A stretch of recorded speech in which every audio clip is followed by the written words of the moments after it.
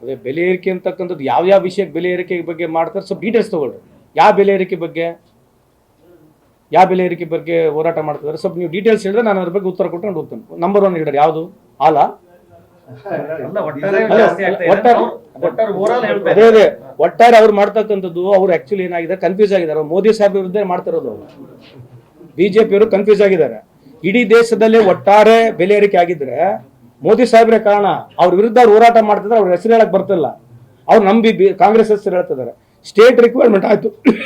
ನಮ್ಮ ಕರ್ನಾಟಕದಲ್ಲಿ ಬೆಲೆ ಏರಿಕೆ ಆಗಿದೆ, ಇವರ ಅವಧಿಯಲ್ಲಿ ಕೂಡ ಬೆಲೆ ಏರಿಕೆ ಆಗಿದೆ.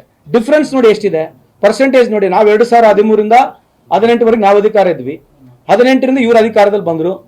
ಇವ್ರ ಅವಧಿಯಲ್ಲಿ ಎಷ್ಟು ಬೆಲೆ ಏರಿಕೆ ಆಗಿದೆ ಇದ್ರ ಬಗ್ಗೆ ನಾನು ಚರ್ಚೆ ಮಾಡಿದ್ರೆ ಮಾತಾಡಬಹುದು.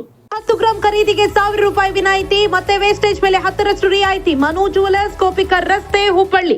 ಏನಾಗುತ್ತೆ, ಮೀಡಿಯಾ ಪಬ್ಲಿಸಿಟಿ ಬೇಕು ಅಲ್ವಾ, ಮತ್ತೆ ಯಾವ್ದೋ ರೀತಿ ಅಂತ ಅವ್ನು ಮಾಡಬೇಕಾಗಿದೆ, ಮಾಡ್ಲಿ, ಅದಕ್ಕೆ ವೆಲ್ಕಮ್ ಮಾಡ್ತೀವಿ. ಬಟ್ ಯಾವ್ದನ್ನು ಸ್ಪೆಸಿಫಿಕ್ ಆಗಿದ್ರೆ ನಾನು ಚರ್ಚೆ ಮಾಡಕ್ಕೆ ರೆಡಿ ಇದ್ದೀನಿ. ಒಂದು ಇದ್ರ ಜೊತೆಗೆ ಮೊನ್ನೆ ಬರೀ ವಫ್ ಬಗ್ಗೆನೇ ಮಾತಾಡದ ಬೆಳಗ್ಗಿನ ಸಾಯಂಕಾಲವರೆಗೆ ಏನ್ರಿ. ಇವತ್ತು ಪಿಯೂಷ್ ಗೋಯಲ್ ಅವ್ರು ಹೇಳ್ತಾ ಇದಾರೆ, ಏನ್ ಹೇಳ್ತಾ ಇದಾರೆ ಪಿಯೂಷ್ ಗೋಯಲ್, ನೀವು ವಿಡಿಯೋ ನೋಡಿದ್ರ? ಅವ್ರು ಹೇಳಿದ್ರಲ್ಲ ಸ್ಟಾರ್ಟ್ಅಪ್ ಈ ದೇಶದಲ್ಲಿ ಏನಾಗೇ ಇಲ್ಲ, ಬರೆಗೆ ಸ್ವಿಗ್ಗಿ ಝೊಮ್ಯಾಟೊ ಇಂಥವು ಸ್ಟಾರ್ಟ್ಅಪ್ ಮಾಡಿದ್ರೆ ಅಂತ ಅವ್ರು ಹೇಳ್ತಾ ಇದಾರೆ. ಇದ್ರ ಬಗ್ಗೆ ಚರ್ಚೆ, ಇದ್ರ ಬಗ್ಗೆ ಪ್ರಹ್ಲಾದ್ ಜೋಶಿ ಅವ್ರು ಹೇಳ್ತಾರೆ. ಕೇಳ್ರಿ, ದಯಮಾಡಿ ಕೇಳಿ, ಅವ್ರಿಗೆ ಕೇಳ್ರಿ. 10 ವರ್ಷದಲ್ಲಿ ಎಷ್ಟು ಸ್ಟಾರ್ಟ್ಅಪ್ ಕಂಪ್ನಿಗಳಾಗಿದೆ ನಾನು ಮಾಹಿತಿ ಕೊಡ್ತೀನಿ, ಅವ್ರು ಕೊಡ್ಲಿ. ಅದ್ರಾಗೆ ನಮ್ಮ ದೇಶದ ಪ್ರಧಾನಮಂತ್ರಿದ ಎಷ್ಟು ಕೊಡುಗೆ ಇದೆ, ಬಿಜೆಪಿ ಸರ್ಕಾರದ ಎಷ್ಟು ಕೊಡುಗೆ ಇದೆ, ಚರ್ಚೆ ಆಗ್ಲಿ ಬೇಕಿದ್ರೆ.